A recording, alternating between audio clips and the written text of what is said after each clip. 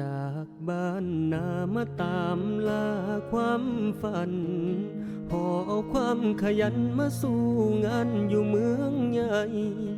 คิดฮอดบ้านที่เฮาจากมาไกล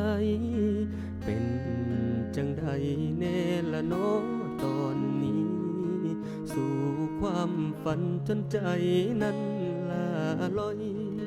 แต่บอกเคยถอยโชคชะตาเลยจักเถือคิดฮอดพ่อคิดฮอดแม่อีหลี